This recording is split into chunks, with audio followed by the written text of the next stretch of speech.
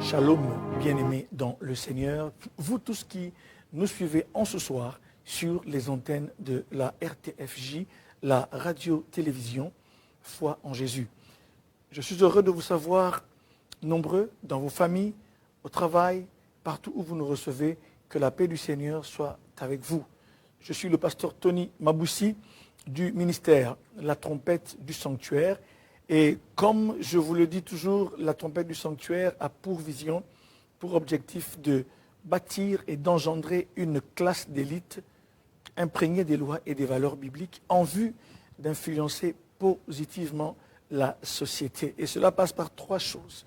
La première, c'est le réveil.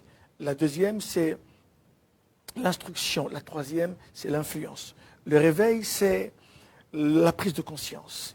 L'instruction, c'est la formation. Et l'influence, c'est l'impact positif que nous devons avoir dans notre environnement direct ou indirect. En tout cas, shalom à vous. C'est un nouveau mois que nous commençons et nous disons bienvenue au mois d'octobre. Que la paix du Seigneur soit avec vous. Prions le Seigneur. Dieu Tout-Puissant, nous te disons merci parce que tu as permis ce moment. Merci parce que tu nous as donné ce jour. Ce jour est à toi. Et cette soirée t'appartient. Ce mois t'appartient. Et nous voici à l'entame de ce mois. Nous nous recommandons entre tes mains, Seigneur.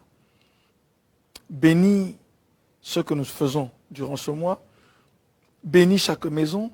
Bénis chaque personne qui nous reçoit. Et que nos cœurs soient disposés à recevoir ta parole. Saint-Esprit, glorifie Jésus encore en ce soir. Au nom de Jésus-Christ. Amen. Bien-aimés, nouveau mois, nouveau thème. Et en ce mois-ci, le mois passé, nous avions parlé de monte ici, Apocalypse 4, 1 et les suivants. En ce mois, nous allons aborder le thème que plusieurs ont vu sur ma page ou sur mon Instagram ou sur mon Facebook sans doute.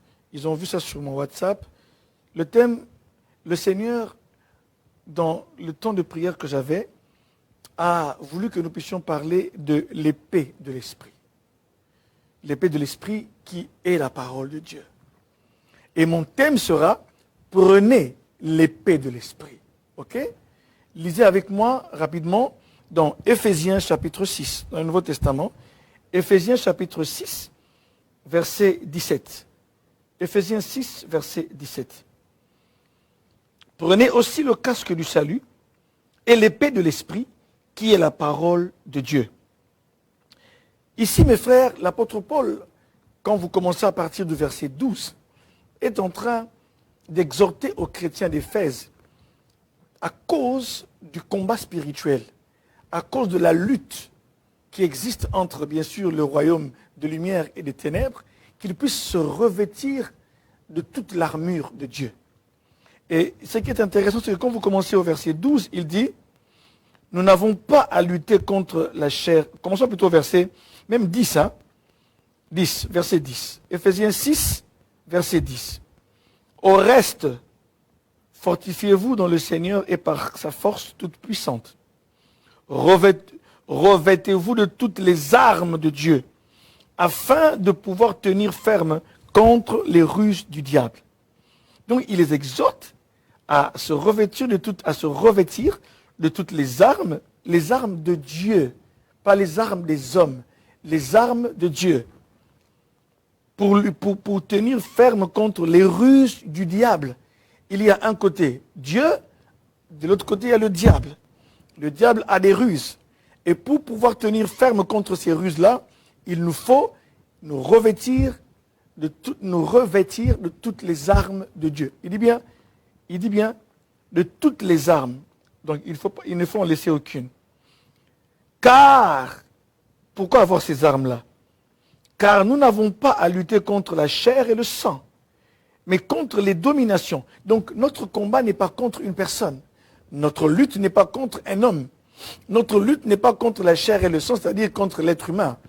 Mais notre combat, il dit, mais nous avons à lutter contre les dominations, contre les autorités, contre les princes de ce monde de ténèbres, contre les esprits méchants dans les lieux célestes. Donc, il nomme ces catégories, ces entités spirituelles, qui sont les dominations, les autorités, les princes de ce monde de ténèbres, ok? Et les esprits méchants dans les lieux célestes. Alors, derrière les hommes, derrière les magiciens, les sorciers, tout ce que vous voulez, derrière même des organisations qui poursuivent des buts de destruction, il y a ces dominateurs-là, il y a ces autorités, il y a les esprits méchants. Derrière ce qui arrive à votre famille, derrière tout ce qui arrive dans certaines sociétés, derrière ce qui arrive parfois de méchant dans certains endroits, derrière les mauvaises choses qui arrivent, bien aimé, il y a les dominations, les autorités. Derrière des guerres, il y a des autorités, des dominations, des princes de ce monde de ténèbres et des esprits méchants. Ok? Mais il dit ceci, au verset 13, c'est pourquoi prenez toutes les armes. On répète encore. Au verset 11, il a dit, revêtez-vous de toutes les armes de Dieu.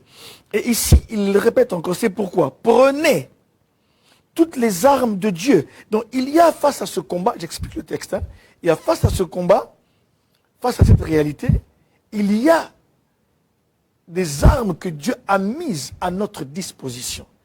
Et il dit, prenez toutes les armes de Dieu afin de pouvoir résister dans le mauvais jour et tenir ferme après avoir tout surmonté. Il y a ici des choses intéressantes. Là, au verset 10, on dit qu'il faut se fortifier. Au verset 11, se revêtir de toutes les armes de Dieu afin de pouvoir tenir ferme contre les ruses du diable. Et au verset 13, on dit, et l'apôtre Paul dit qu'il faut prendre toutes les armes de Dieu afin de pouvoir résister dans le mauvais jour et tenir ferme. Il y a des jours où nous résistons, mais parfois on ne tient pas ferme dans la durée. Et l'ennemi peut vaincre votre famille, il peut vaincre votre couple, il peut vaincre votre business, il peut vaincre votre santé. Il dit à tenir ferme après avoir tout surmonté. Il y a des jours où vous allez surmonter telle chose et pas une autre. Et vous allez vous étonner. Alléluia. Il y a des jours où vous n'allez pas surmonter la colère. Et l'ennemi envoie une colère qui est démoniaque afin que vous puissiez prendre des décisions qui vont détruire tout le plan de Dieu pour vous. Il se peut que parfois, vous n'arrivez pas à vaincre la luxure. Vous n'arrivez pas à vaincre les désirs de la chair. Vous n'arrivez pas à vaincre l'impudicité. Et vous allez aller vous enticher d'une autre dame qui n'est pas votre épouse. Et vous allez détruire votre foyer. Pourquoi? Et il dit ici, tenez donc ferme. Ah, j'aime bien. Donc le mot ferme revient toujours. Ferme, résister. Pour tenir ferme dans le mauvais jour. Bien aimé, il y a souvent des mauvais jours. Quand on dit le mauvais jour, quand on dit le mauvais jour, ce n'est pas un lundi, un mardi. Le mauvais jour peut être une saison. Le mauvais jour peut être une semaine. Il y a des gens qui ont vu leur mariage basculer pendant un week-end. Il y a des gens qui ont vu leur santé se détériorer, leur vie se détruire en 3 jours. Pour eux, c'est ça le mauvais jour. Et ici, bien aimé, il dit ici, tenez donc ferme, ayez à vos reins. Ok? On commence à citer les armes. Je préfère les citer toutes, comme ça, on va arriver à l'épée de l'esprit. Il dit, tenez ferme. Tenez ferme, tenez donc ferme. Ayez à vos reins la vérité pour ceinture. Et la description que l'apôtre Paul fait ici, il se réfère à l'armure du soldat romain. Il se réfère à l'armure du soldat romain où on voit un soldat avec une cuirasse, avec une ceinture, avec une épée, un bouclier, un casque. Et il dit ici, ayez à vos reins la vérité pour ceinture. Revêtez la cuirasse de la justice. Donc la vérité, pas le mensonge. La vérité est une ceinture pour le croyant dans le combat contre les dominations. C'est-à-dire que si vous vivez dans le mensonge, vous manquez une arme. Ok? Si vous mentez, vous manquez une arme. Et revêtez la cuirasse de la justice. Mettez pour chaussure pour chaussure à vos pieds, le zèle que donne l'évangile de paix. Le fait d'être zélé pour annoncer l'évangile aux autres, c'est une arme. Donc, quand à l'église, il y a un programme pour aller évangéliser, c'est bien d'aller le faire. Quand vous avez le temps de témoigner, bien aimé, moi ça m'étonne, il y a des gens qui au service, ils n'arrivent pas à témoigner de leur foi, même si dans certaines entreprises, il est interdit de le faire. C'est vrai, on interdit le prosélytisme, mais lorsqu'il y a une ouverture, quand un collègue vous parle et se confie à vous, et qu'il sait que vous êtes un chrétien, là quand il s'ouvre à vous, n'hésitez pas à témoigner. Le zèle que donne l'évangile, c'est une arme. Bien aimé, imaginez un soldat sans chaussures. C'est compliqué, non? Ok? Donc, annoncer l'évangile est une arme. La justice de Christ, la justice est une cuirasse. C'est ce qui nous garde ici. Et il continue en disant, prenez. Donc, prenez. Donc, il faut les prendre, ces armes-là. On ne vous les rêvait pas comme ça. C'est vous qui devez vous en approprier. Prenez par-dessus tout cela, le bouclier de la foi, avec lequel vous pourrez éteindre tous les traits enflammés du malin. Et il y a un bouclier. C'est-à-dire que la foi est comme un bouclier. Un soldat sans bouclier, il est vulnérable. Et il dit, prenez par-dessus tout. Tout ce que vous allez, la cuirasse, tout ce que vous avez, la ceinture, tout ce que vous allez, tout ce dont vous allez vous revêtir, il faut un bouclier. Et le bouclier, c'est ce qui vous couvre tout le corps. Alléluia. Et on dit que ce bouclier-là, c'est la foi. Donc, le chrétien, lui, quand il est vu spirituellement, son bouclier, à lui, c'est la foi. Sa ceinture, c'est la vérité. Sa cuirasse, c'est la justice. Son casque, c'est le salut. Alléluia. Et il dit, avec ce bouclier, vous pourrez éteindre tous les traits enflammés du malin. Bien aimé, j'explique une chose ici, après je passerai à ce qui nous concerne. Quand vous avez le bouclier, ok, il sert à quoi? Il sert à éteindre les traits enflammés. Vous savez, dans notre version, on parle du dard, la piqûre. Vous savez, les abeilles ont des dards. Le scorpion a un dard. Et quand l'abeille vous pique, elle vous laisse son dard dans la peau. Cette petite aiguille-là, appelons ça comme ça s'appelle le dard.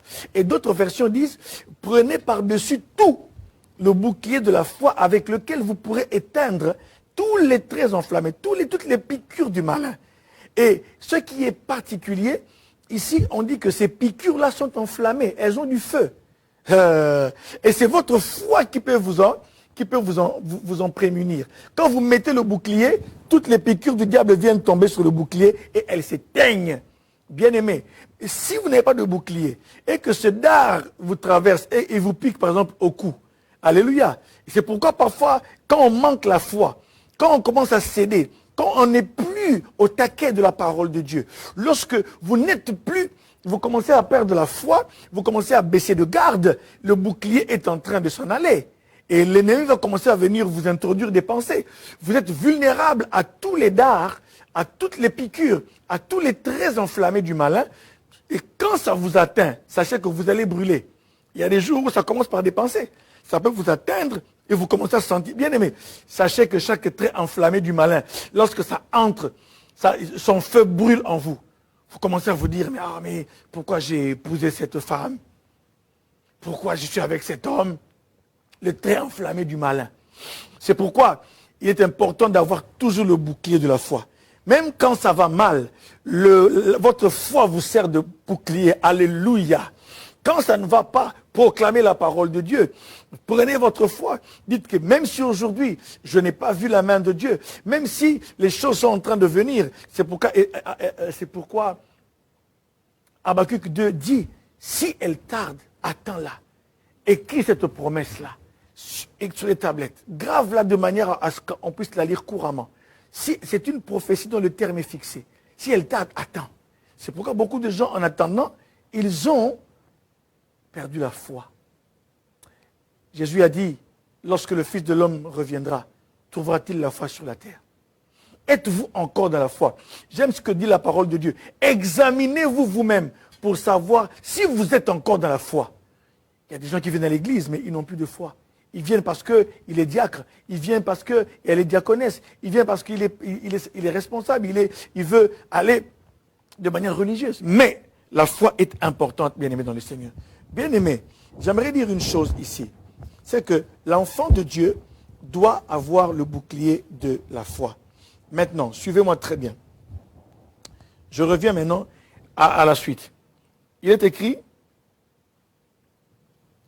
prenez aussi, non, n'oubliez pas, prenez aussi le casque du salut.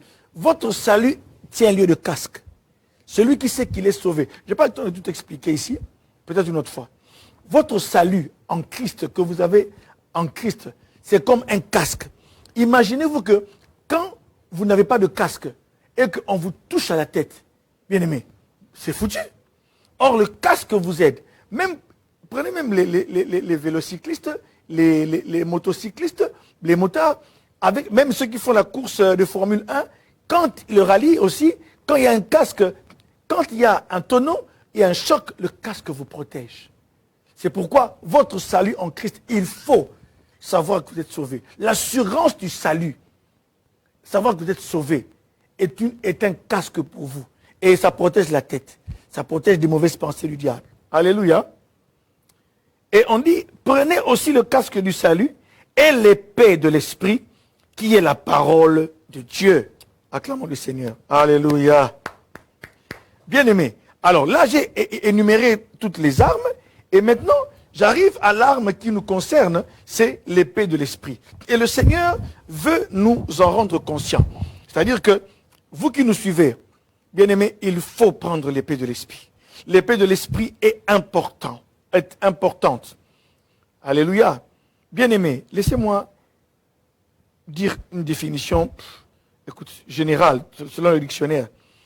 L'épée est une arme forgée d'une longue lame d'acier aiguë, parfois triangulaire, mais le plus souvent à 2 tranchants, émanchée dans une poignée munie d'une garde et que l'on porte au côté gauche dans un fourreau fixé à un ceinturon ou à un baudrier. Donc vous voyez souvent, quand regardez les films historiques où parfois les gens, Guillaume le Conquérant, Charles, vous comprenez, les batailles, toutes les batailles que vous savez là, la bataille de Troie, ok? Quand vous voyez, les combattants ont une épée ici, ça va? Une lame en acier, tranchant des 2 côtés, avec une manche, ok? C'est ce que le dictionnaire dit de l'épée. Maintenant, bien aimé dans le Seigneur, ce que l'apôtre Paul déclare ici, c'est une arme. La Bible, ok? Ici, c'est un livre, ok? C'est un livre. Mais lorsque vous regardez, bien aimé, le contenu de ce qui se trouve ici, c'est la parole de Dieu. Et même tout ce que Dieu pourra vous dire, c'est aussi la parole de Dieu. Quand Dieu vous dit quelque chose, c'est sa parole aussi. Ok? Quand Dieu vous donne une révélation, c'est sa parole, ça vient de lui. Mais il y a aussi la parole écrite qu'il a révélée. Car il est écrit, c'est poussé par le Saint-Esprit que des hommes ont parlé de la part de Dieu. Il est écrit dans Timothée, toute écriture est inspirée de Dieu, utile pour enseigner, instruire, corriger et préparer l'homme de Dieu à toute bonne œuvre. C'est pourquoi, mes bien-aimés dans le Seigneur, ici, frères et sœurs, j'aimerais vous sensibiliser par rapport à l'épée de l'esprit. Donc, l'épée de l'esprit, ce n'est pas ça. Ce n'est pas ça l'épée de l'esprit. Non, non, non, non, non. Je vous dirai quand est-ce que ça devient l'épée de l'esprit. Ça va? Le but de cet enseignement, c'est que nous, chrétiens, puissions prendre conscience de la puissance de cette arme appelée la parole de Dieu. Deuxième chose, le but de l'enseignement, c'est apprendre aux croyants à manier la parole comme une épée. Ok? Voilà. Troisièmement, le but de l'enseignement, c'est comment rendre la parole vivante. Vous savez qu'ici, RTFJ, il y a une tranche qui s'appelle Parole vivante. Et maintenant, ces versets qui sont ici, il faut qu'ils deviennent l'épée de l'esprit. Il y a des gens qui ont peur. Quand il est attaqué par des sorciers, il fait un cauchemar, il prend sa Bible, il met sur l'oreiller. Ça ne va rien faire. C'est un livre imprimé dans une imprimerie. Mais l'essentiel, c'est le contenu. C'est le contenu que tu dois utiliser pour le rendre vivant. Et c'est là que ça devient l'épée de l'esprit. Alléluia. Une arme puissante. Bien-aimé dans le Seigneur. Alléluia. J'aimerais ici dire quelque chose sur l'épée de l'esprit. Très important. Pour cela, j'aimerais qu'on puisse lire avec vous Hébreux, chapitre 4, verset 12. L'épître aux Hébreux, chapitre 4, verset 12. Hébreux 4, 12. Écoutez ce qu'il est écrit. Car la parole de Dieu est vivante et efficace. Oh là là. La parole de Dieu est vivante. Elle a de la vie en elle. Non seulement elle a de la vie, mais la Bible dit qu'elle est efficace. Oh, alléluia. Vous savez, parfois, quand vous avez essayé des médicaments qui ne vous guérissent pas, et qu'on vous donne un autre produit, et que ce produit-là vous soulage, vous allez dire non, ce produit est efficace, parce qu'il a un effet. Et la parole de Dieu aussi a un effet. Et l'écrivain aux Hébreux dit qu'elle est vivante. Bien aimé, est-ce que quelqu'un peut dire vivante? La parole de Dieu est vivante. Elle a de l'effet. Elle est efficace. Écoutez. Elle est efficace et on montre son efficacité ici. Car la parole de Dieu est vivante et efficace, plus tranchante qu'une épée quelconque à deux tranchants. Elle est plus tranchante. Elle coupe plus qu'une épée quelconque à deux tranchants. Bien aimé, imaginez-vous que quand une épée est aiguisée et que l'on vous frappe avec ça, mais vous allez vous blesser. Vous allez mourir si on vous l'introduit dans l'estomac, dans le ventre, mais vous allez saigner. Vous allez faire une hémorragie. Mais ici, la parole de Dieu est qualifiée de vivante et d'efficace. Écoutez ce que dit, elle est pénétrante. Regardez son efficacité. Elle peut pénétrer jusqu'où? La Bible déclare qu'elle est plus tranchante qu'une épée quelconque à deux tranchants, pénétrante jusqu'à partager âme et esprit. Bien aimé, où est ton âme? Où est ton esprit? Quelqu'un peut-il me dire où est l'âme, où est l'esprit? Vous ne voyez pas ça. On voit le corps. Mais on a l'âme et le corps, on a l'âme aussi et l'esprit. Ok? Mais la parole de Dieu, on dit qu'elle peut séparer âme et esprit. Waouh, waouh, waouh, waouh, waouh, waouh, waouh, waouh. Et il est écrit qu'elle peut séparer les jointures et moelles. Elle juge les sentiments et les pensées du cœur. Nulle créature n'est cachée devant lui, mais tout est à nu et découvert aux yeux de celui à qui nous devons rendre compte. J'ai achevé jusqu'au verset 13. Bien aimé, la parole de Dieu, prenons que ça c'est, entre la prochaine fois, il faut que je vienne avec quelque chose qui ressemble à une épée, même un grand couteau. Ça va? La prochaine fois. Il faut que j'ai quelque chose comme ça, même un morceau. Mais ici on dit que cette parole, elle est puissante, elle est vivante et efficace. Elle peut pénétrer donc sa vie et son efficacité, ok? La vie qu'elle porte et l'efficacité qu'elle a, elle peut pénétrer, oh, elle est pénétrante, alléluia, jusqu'à partager âme et esprit. C'est pourquoi il y a des moments quand un prédicateur ou un qui prêche sous l'onction du Saint-Esprit, lorsqu'une femme, une servante de Dieu, parle de la parole de Dieu, quand elle en parle et qu'elle la déclare et qu'elle prêche, c'est pourquoi parfois vous voyez des gens commencer à pleurer. Pourquoi? Parce que la Bible dit, elle sépare âme et esprit, moelle et jointure. Imaginez-vous ici, on a des jointures ici. C'est difficile à séparer, même quand vous allez à la boucherie. Il faut vraiment détruire là-bas, avec une hache là, pour séparer ça. Mais la parole de Dieu est tellement efficace, vous ne la voyez pas. Elle est tellement efficace qu'elle peut séparer les jointures. Donc, elle est tellement tranchante qu'elle peut pénétrer dans des endroits où nous, on ne voit pas. Et on dit qu'elle peut séparer âme et esprit. L'âme et l'esprit qui peut la séparer, il n'y a que Dieu. Hein? Alléluia. Il n'y a que Dieu qui peut faire ça. Bien-aimé, il n'y a que Dieu qui peut séparer des choses que nous ne pouvons pas séparer.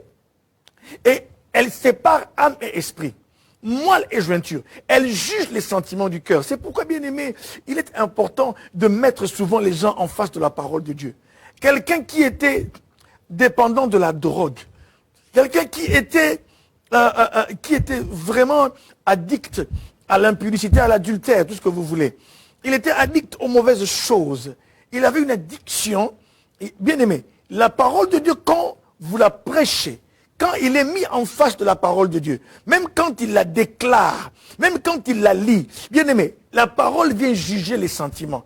Elle vient éclairer les ténèbres du cœur. Alléluia. Elle vient enlever ce qui est mauvais. Elle discerne les cœurs, comme dit notre version. Elle discerne les sentiments du cœur. Alléluia. Et personne n'est à nu au-devant de Dieu. Et la Bible est claire. Elle juge les sentiments et les pensées du cœur. Les pensées, on ne les voit pas. Il n'y a que la parole de Dieu quand on vous la prêche. Après le culte, vous dites non. Là, j'avais la pensée, en tout cas aujourd'hui, j'allais répondre à l'invitation de mon ex. Et tu savais que tu allais tromper ton mari. Mais après avoir écouté la parole de Dieu, vous dites non. Parce que la parole vous a trouvé. La parole est tranchante. Elle a pénétré votre cœur et elle est partie juger vos sentiments pour dire non, ce sentiment n'est pas de Dieu. Elle est venue vous séparer les mauvais sentiments du bon. Elle est venue mettre en lumière certaines choses. Alléluia. Vos pensées ont été jugées par la parole. C'est pourquoi ne convertissez pas les gens par force.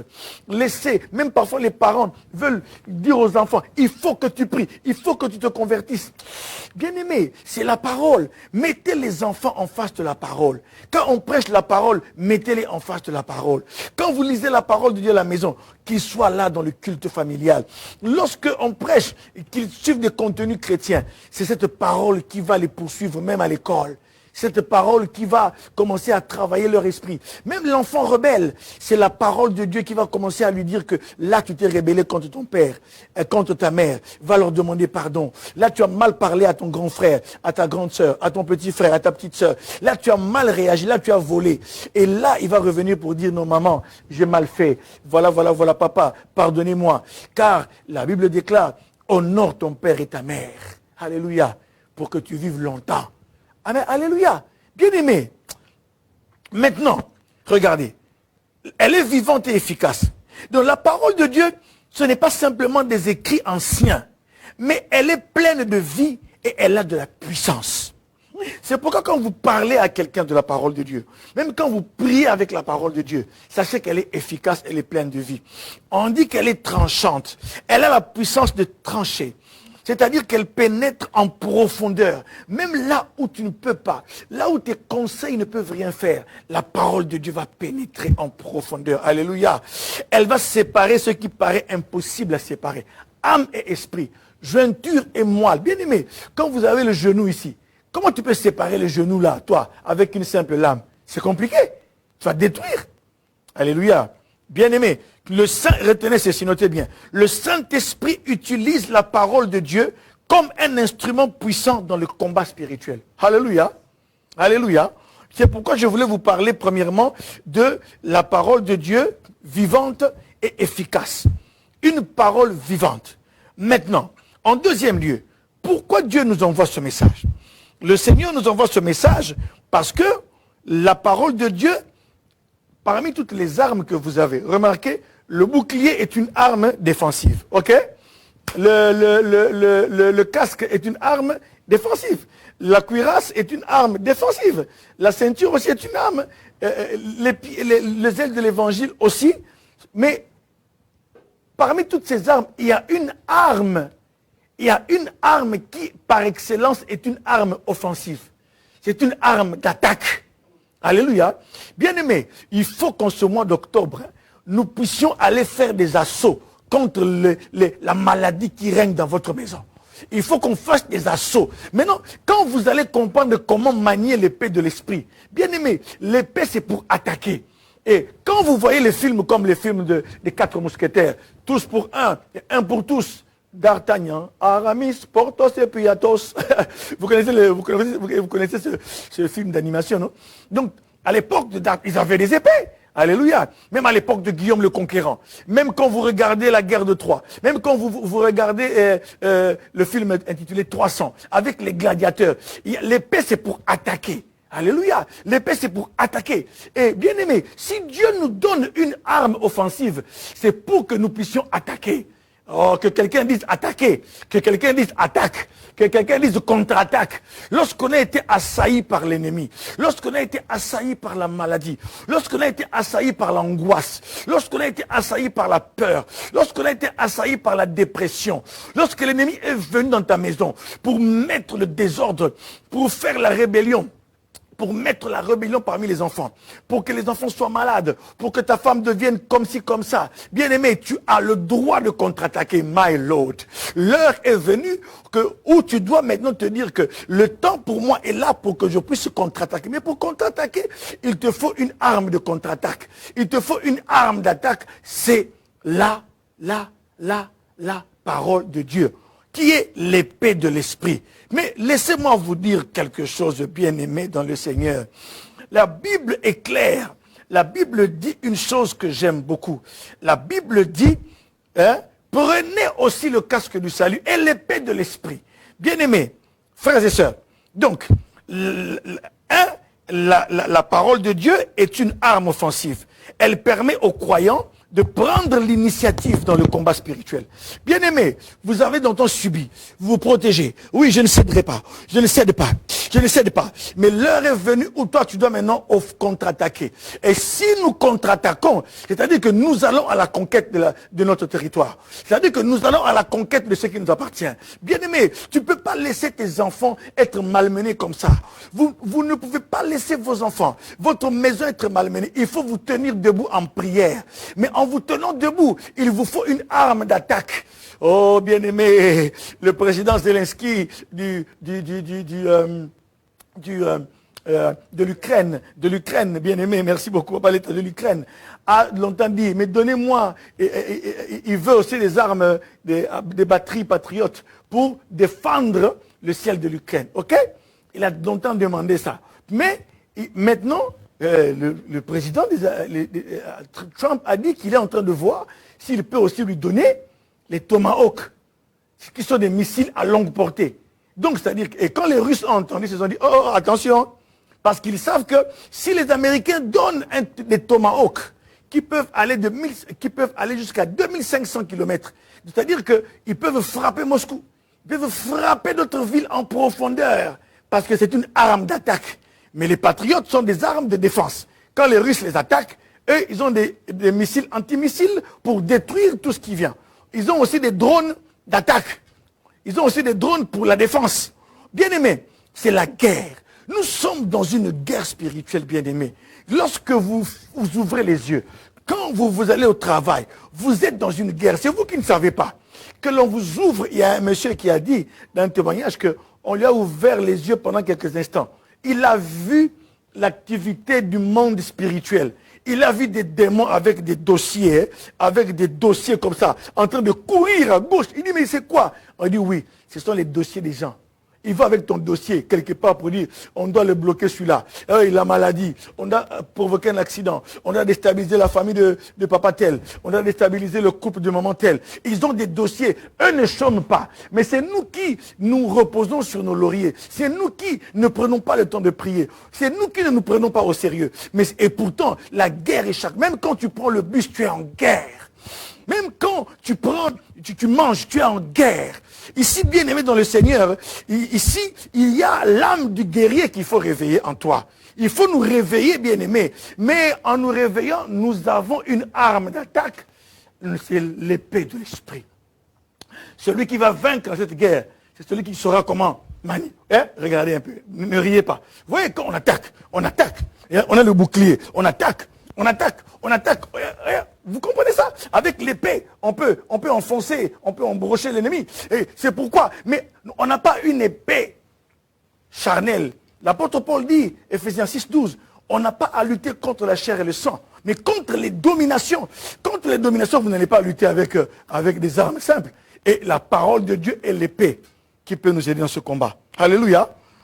Bien-aimés, l'épée, la parole de Dieu en tant qu'arme offensive, permet aux croyants de prendre l'initiative dans le combat spirituel. Elle nous permet de faire des assauts dans le camp de l'ennemi et de contre-attaquer. Bien-aimés dans le Seigneur, maintenant, mes frères et mes sœurs, on parle, et deuxièmement, j'aimerais vous sensibiliser au fait qu'on dit que c'est l'épée de l'esprit. Ce n'est pas l'épée de Pasteur Tony, c'est l'épée de l'esprit. Hein? Dites l'épée de l'esprit, l'épée du Saint-Esprit. On dit revêtez-vous de toutes les armes de Dieu. Alléluia. Toutes les armes de Dieu. Prenez le casque du salut. Prenez la cuirasse de la justice. Revêtez la cuirasse de la justice. Prenez à vos pieds le zèle pour annoncer l'évangile de paix. Mettez la ceinture de vérité. Et par-dessus tout, prenez le bouquet de la foi. Et il dit, prenez aussi le casque du salut. Et l'épée de l'esprit. Alléluia. Frères et sœurs, l'épée, c'est l'épée pas d'un homme, mais c'est l'épée du Saint-Esprit. Et comme c'est l'épée du Saint-Esprit, c'est le Saint-Esprit qui peut nous aider à comprendre comment la manier. My Lord. Alléluia. Là, je suis en train de vouloir ouvrir notre intelligence. C'est le Saint-Esprit qui nous aide à manier cette épée-là, à la manier avec dextérité. C'est pourquoi, dans le livre de Proverbes, il est écrit que la vie et la mort sont au pouvoir de la langue. Vous allez comprendre que cette langue-là doit commencer à déclarer quoi? La parole.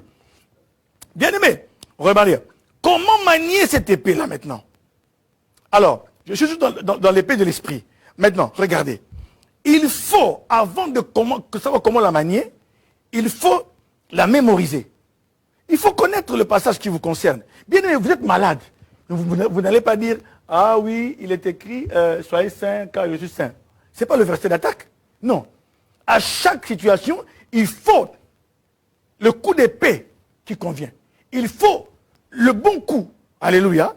La bonne parole. Alors, ça devient l'épée de l'esprit quand le Saint-Esprit utilise ça dans votre bouche. Alléluia. Est-ce que vous me comprenez? Est-ce que quelqu'un est en train de me suivre? Le Saint-Esprit utilise la parole de Dieu, ce contenu. Il l'utilise comme un instrument puissant. C'est pourquoi on l'appelle l'épée de l'esprit. Bien aimé, il faut d'abord mémoriser. Il faut s'imprégner de cette parole. Alléluia. Oh, gloire à Dieu. Il faut s'imprégner de la parole. Il faut la lire. Il faut l'étudier, la méditer. Vous comprenez? Quand tu comprends, bien aimé, quand tu as une arme, il faut bien sûr comprendre comment est-ce qu'elle est faite. Comment est-ce qu'elle, c'est différentes options. Elle a plusieurs options. Elle peut aller comme ça, elle peut faire comme ça, on peut faire ceci, on peut faire ça, on peut aller comme ça, on peut couper, on peut faire ça. Parce que il faut donc lire, étudier, mémoriser la parole, méditer afin de s'en imprégner. Afin de s'imprégner de quoi? Afin de s'imprégner de l'esprit de foi qui est dans cette parole. Oh Seigneur, aide ton peuple. Lisez avec moi dans 2 Corinthiens 4, verset 13. Bien-aimés, on est richement bénis par le Seigneur qui nous conduit chaque mois. 2 Corinthiens 4, 13. 2 Corinthiens 4, 13. On dit ceci. 2 Corinthiens 4, 13. Et comme nous avons le même esprit de foi qui est exprimé dans cette parole de l'Écriture, j'ai cru, c'est pourquoi j'ai parlé. Nous aussi nous croyons et c'est pour cela que nous parlons. Que dit la parole de Dieu? L'apôtre Paul dit, nous sommes animés. Oh, alléluia. Nous avons, il dit, comme nous avons le même esprit de foi qui est exprimé dans cette parole de l'Écriture. Quelle parole de l'Écriture? J'ai cru. C'est pourquoi j'ai parlé. J'ai cru, c'est pourquoi j'ai parlé, se trouve dans le psaume 116, verset 10. Psaume 116, verset 10. Là, on dit, j'ai cru, c'est pourquoi j'ai parlé. Et ici, l'apôtre Paul dit, comme nous avons le même esprit de foi, alléluia, que cette parole de l'Écriture qui dit, j'ai cru, C'est pourquoi j'ai parlé. Alors nous aussi, les psaumes ont été écrits des années avant, des centaines d'années avant que l'apôtre Paul ne puisse naître et commencer le ministère. Mais ces paroles-là ont un esprit de foi. Chaque verset de l'écriture, bien-aimé, a en lui un esprit de foi. Il y a ce que j'aime, je vais le comparer à ce que disent les juristes. Il y a la lettre, il y a l'esprit de la lettre. Quand vous lisez un texte, surtout dans la Constitution, quand vous voulez interpréter, les juristes disent l'esprit du texte. Il y a la lettre, mais il y a l'esprit. C'est-à-dire que la pensée intérieure, la vraie pensée du texte ne te limite pas là à lire, mais il y a la pensée, c'est-à-dire l'esprit de la lettre, l'esprit du texte. Maintenant, quand tu lis un verset, chaque verset a un esprit de foi. C'est-à-dire qu'il y a une vérité de foi à l'intérieur. Tu dois t'imprégner de l'esprit de foi de ce verset-là. Sinon, bien aimé, tu peux te faire des déclarations la nuit, le jour. Quand tu ne t'es pas encore imprégné, tu n'as pas lu, tu n'as pas médité sur cela, tu ne t'es pas imprégné de ça. C'est pourquoi même, bien aimé, tu peux te retrouver quelque part sans Bible, mais tu as mémorisé des passages. Même quand tu pries, il se peut que quand tu pries, tu prends des versets, tu lis ta Bible et c'est bien. Mais tu peux aussi citer des versets de mémoire. Il est écrit que l'Éternel est avec moi, comme un héros puissant. C'est pourquoi mes persécuteurs chancellent et ils n'auront pas le dessus. Ce sera pour eux une honte éternelle qui ne s'oubliera pas. Il est écrit, le butin du puissant lui sera-t-il enlevé? La capture du juste échappera-t-elle? Oui, dit l'Éternel, le butin du puissant lui sera enlevé. La capture faite sur le juste échappera. Je combattrai tes adversaires. Je sauverai tes fils. Je ferai manger à tes persécuteurs leur propre chair. Ils s'enivreront de leur sang comme du vin nouveau. Et toute chair saura que je suis l'Éternel, ton Dieu, ton Rédempteur, le puissant de Jacob. Bien-aimé, quand tu lis un passage, ne te contente pas de le lire parce que le pasteur le lit souvent. Non, il faut que tu t'en imprègnes. Et là, ça devient ton épée. Maintenant, quand tu commences à la déclarer dans le combat spirituel, là, ça devient ton épée. C'est pourquoi il est temps que tu récupères ton mariage. Alléluia. Tu ne peux pas laisser l'ennemi venir détruire ton couple comme ça. Tu ne peux pas laisser papa comme ça. Tu dis, ah, je m'en occupe plus. Non. Tu vas dire, Seigneur, il est écrit. Dans ta parole, tu as dit, Jésus a dit, n'avez-vous pas lu dans les Écritures, Dieu a créé l'homme et la femme. Et il a dit, c'est pourquoi l'homme quittera son père et sa mère, il s'attachera à sa femme. Et les deux deviendront une seule chair. C'est pourquoi que personne ne sépare ce que Dieu a joint. Seigneur, il y a une femme qui est venue séparer, qui veut séparer moi et mon mari. Et pourtant, tu as dit que personne ne sépare ce que Dieu a joint. Je réclame cette parole maintenant, au nom de Jésus. Je chasse les esprits d'adultère, d'infidélité. S'ils sont du côté, parfois il y a des familles comme ça. Il y a des hommes qui se sont bien mariés, mais après 5 ans, 6 ans, ils commencent à être infidèles parce qu'il est d'une grande lignée de polygames. La polygamie vient frapper à la porte, là, toc, toc, toc, toc, toc, toc. Toi, tu vas commencer à voir seulement la fille là, il faut aller l'injurier sur TikTok, il faut faire des lives, des miniatures. Ça ne sert à rien. Ça ne sert à rien, ma soeur. Maman, ça ne sert à rien. Ma copine, allez injurier la fille, là, ça ne sert à rien. Ployez vos genoux à la maison. Prenez l'épée de l'esprit, alléluia. Mettez ça dans votre cœur et dans votre bouche. Commencez à déclarer et à dire, oui, Justin est à moi.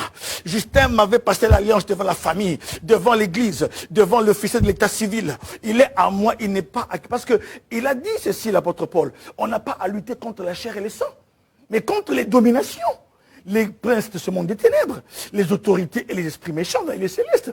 Tout se passe dans les lieux célestes, mes frères. Tout se passe dans le monde spirituel. C'est pourquoi il n'y a que la parole qui peut aller là où ton mari est, là où on l'a enfermé, là où des réclamations de famille viennent pour le récupérer. C'est toi, tu vas envoyer la parole comme une épée, comme un missile. Tu vas dire, tu es à moi.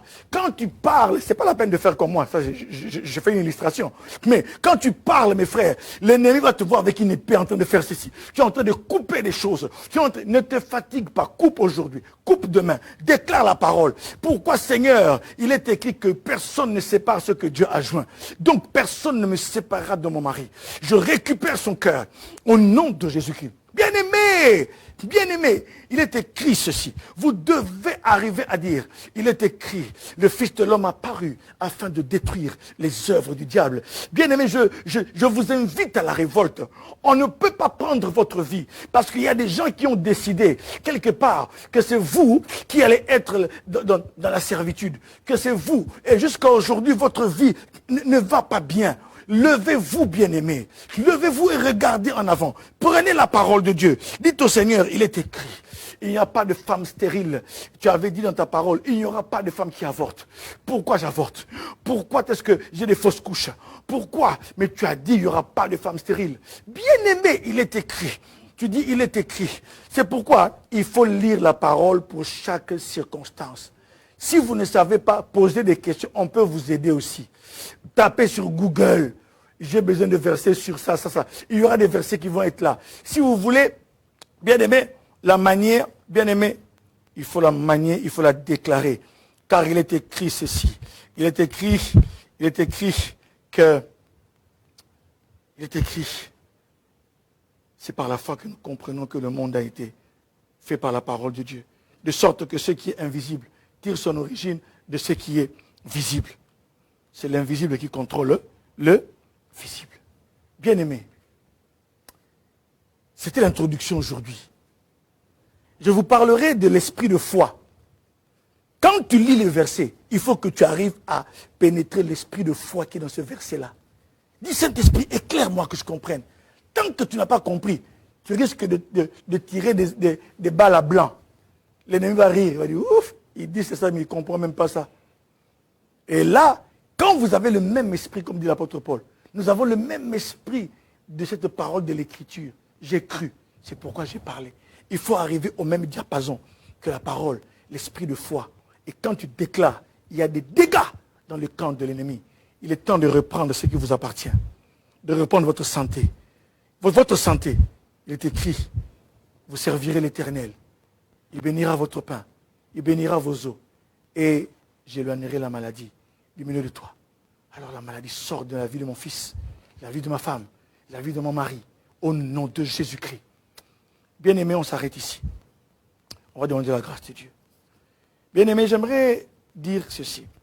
S'il y a quelqu'un parmi vous qui a écouté la parole de Dieu et il veut recevoir le Seigneur comme Seigneur et Sauveur, il peut faire cette prière avec moi.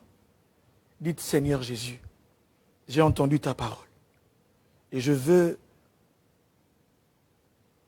m'humilier au-devant de toi. Je reconnais que j'ai dirigé ma vie moi-même. Merci parce qu'à la croix, tu es mort pour mes péchés. Ton sang a coulé pour me justifier.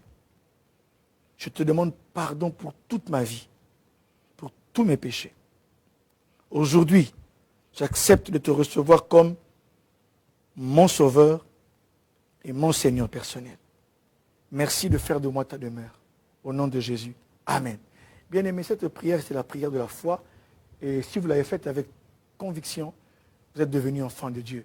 Cherchez un endroit, un groupe où les hommes et les femmes confessent Jésus-Christ comme Seigneur et Sauveur. Allez vous réunir pour grandir dans votre foi.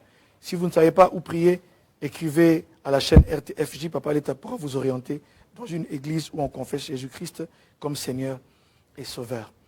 Bien-aimés, j'aimerais prier pour consacrer ce mois. Une courte prière. Père, nous voici au-devant de toi. Nous sommes ton peuple. Et ce 10e mois, c'est le mois d'octobre. C'est une nouvelle porte, une nouvelle saison. C'est une nouvelle saison dans notre parcours de la destinée. Une nouvelle porte en 2025. Que cette porte soit une porte où nous récupérons tous les territoires qu'on a perdus. Parce que nous allons revêtir, nous allons prendre l'épée de l'esprit et attaquer et organiser des assauts contre le camp du malin. La maladie ne peut pas régner indéfiniment. La stérilité ne peut pas régner indéfiniment dans nos maisons. La pauvreté ne peut pas régner indéfiniment. Le chômage ne peut pas régner indéfiniment. C'est pourquoi nous allons récupérer ce qui nous appartient. Au nom de Jésus, Père, donne la force à ton peuple. Nous demandons que ce mois soit un mois où tu nous bénis, où tu nous donnes la force, la révélation, de pénétrer l'esprit de foi de chaque passage de l'Écriture. Que nous puissions, Père, être là, au taquet de l'Écriture. Que nous puissions, Seigneur, lire la parole, donner du temps au Saint-Esprit, afin que nous puissions savoir manier l'épée de l'Esprit. Merci pour cette arme puissante qui est ta parole. Apprends-nous à en servir. Nous laissons toute cette semaine entre tes mains. Bénis ton peuple. Que celui qui est malade touche là où il est malade. Père, je déclare la guérison, la liberté sur ma soeur et mon frère, sur chaque membre de famille qui est en maladie. Je déclare ta guérison, Seigneur, au nom de Jésus-Christ. Que la paix soit là où il y a la maladie, au nom de Jésus. Que la guérison germe promptement. Nous chassons tout ce qui n'est pas de toi dans les corps, au nom de Jésus, et nous proclamons la paix, la guérison, au nom de Jésus. Amen. Bien-aimés, nous sommes à la fin du live d'aujourd'hui. Alors, nous allons vous dire qu'il est important de nous suivre aussi sur RTFJ TV. Écrivez RTFJ TV sur YouTube. Abonnez-vous et recommandez la chaîne. Il y a le contenu qui passe aussi là-bas. Ce que nous prêchons ici passe aussi là-bas. Ça va? RTFJ TV. Abonnez-vous massivement sur cette chaîne. Et vous qui n'avez pas encore pris le temps de vous abonner, abonnez-vous. Ça sera une très très bonne chose. Vous aussi qui êtes sur la page La Trompette du Sanctuaire, abonnez-vous aussi. C'est une très très très bonne chose. Et recommandez la chaîne RTFJ à vos amis. Nous voulons bien sûr, bien aimer, en ce mois d'octobre que nous débutons, nous voulons bénir tous nos frères. En tout cas, c'est le début du mois. Donc, ce sont des bénédictions. C'est le premier live d'octobre. Des bénédictions avec puissance. Je le fais de tout mon cœur. Je bénis d'abord la famille Leta. Avec Papa Leta, le chef de famille Bokulaka, comme on l'appelle. Qu'il soit béni avec sa famille et sa femme Maman Belinda. Et notre chère sœur Milka. Que vous soyez bénis dans tout ce que vous faites dans le nom de Jésus-Christ. Et après, bien sûr, je vais bénir mon épouse Aminata Mpiri, ma chère et tendre épouse. Que Dieu te bénisse pour ton soutien et pour ta présence à mes côtés. Que Dieu te bénisse abondamment. Et à Bruxelles, ici, j'aimerais bénir notre bien-aimé, le frère René Nsambou Trojeux et sa famille. Que Dieu vous bénisse. Et je bénis aussi à Anvers, Maman la Gloire. Que Dieu vous bénisse, Maman la gloire de Dieu. Qu'en ce mois d'octobre, que la gloire de Dieu vous suive aussi. Je bénis aussi Maman Pétronelle Lufungula à Anvers. Maman Pétronelle, que Dieu vous bénisse abondamment. Nous bénissons le frère Virgile Baïndé à Wavre, avec sa famille, Maman Stéphanie et les enfants. Que Dieu vous bénisse. Nous bénissons également tous nos bien-aimés qui sont ici à Bruxelles. En tout cas, tous ceux qui nous suivent ici à Bruxelles, soyez bénis. Nous voulons bénir également, nous allons en Hollande. Nous tournons maintenant en Hollande. Nous voulons bénir Maman Annie da Silva et Papa Jules. Que Dieu vous bénisse. Nous bénissons votre maison par des bénédictions précises et précieuses. Que le Seigneur vous accorde sa grâce. Nous bénissons également l'ancien Jean-Louis Guisquez et sa maison. Que ta maison soit un havre de paix. Que Dieu te bénisse abondamment, ancien. Vraiment, tu es toujours dans mon cœur un homme de bien, comme je dis.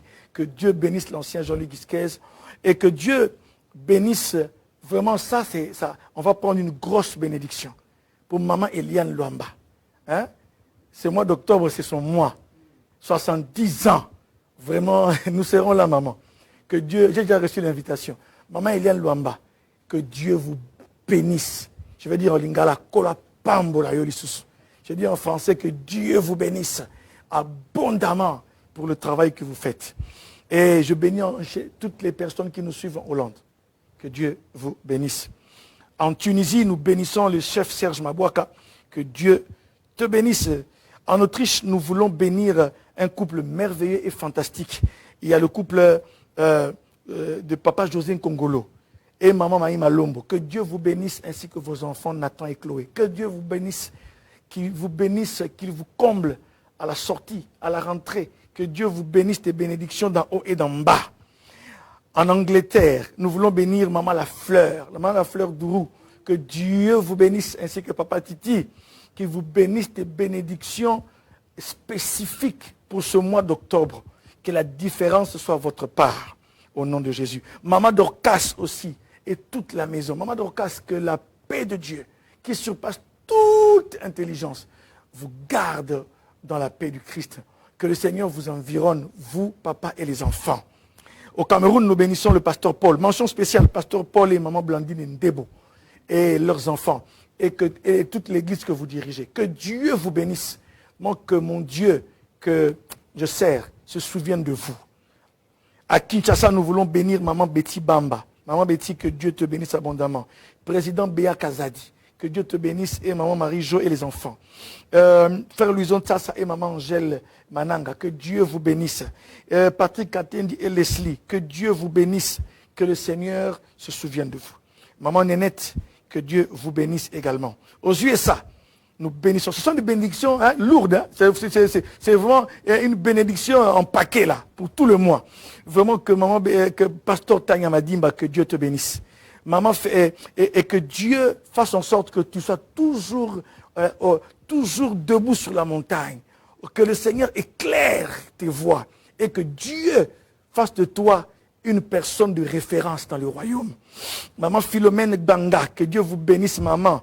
Que la santé soit avec vous. Pasteur Jean Bruno et maman Lolita, que Dieu vous bénisse abondamment, qu'il vous distingue dans le ministère que vous faites. Bishop Kabamba et maman Chantal, je vous aime de tout mon cœur. Que Dieu vous bénisse abondamment. Qu'il vous bénisse des bénédictions qu'il vous a promises. Que le mois d'octobre soit un mois de déclenchement. Alléluia. Mon ami Patrick Kitsumba, que Dieu te bénisse, qu'il se souvienne de toi et qu'il élargisse tes limites. En Afrique du Sud, nous voulons bénir l'apôtre Jean-Jacques et maman Irène Kaninda. Que Dieu vous bénisse, bien-aimés. Vous savez d'où nous venons. Que Dieu vous bénisse et qu'il se souvienne de vous, de tout ce que vous avez fait pour l'œuvre de Dieu et ce que vous faites encore. Que le Seigneur puisse donner l'explosion à votre ministère. Et j'ai oublié à Kinshasa, il y avait Yannick Kakea. Que Dieu te bénisse abondamment. En tout cas, bien-aimés, je bénis toutes les personnes qui suivent. Maman Arlette. J'ai oublié, en Allemagne, il y a le couple que j'aime beaucoup, il y a le pasteur Hugues Ferret et maman Arlette Lugindula. Que Dieu vous bénisse, qu'il vous établisse là où vous êtes, que vous puissiez vous élever comme les cèdres du Liban. Alléluia. Et que Dieu fasse de vous des palmiers pour servir en Allemagne là-bas. Alléluia. Que Dieu bénisse toutes les personnes qui nous suivent et qui nous soutiennent par les prières. Que Dieu vous bénisse abondamment. En tout cas, shalom chez vous.